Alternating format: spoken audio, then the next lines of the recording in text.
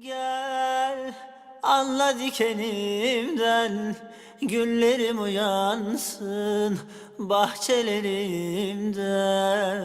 O gel öyle bir yapansız, ellerim yansın ah ellerimde.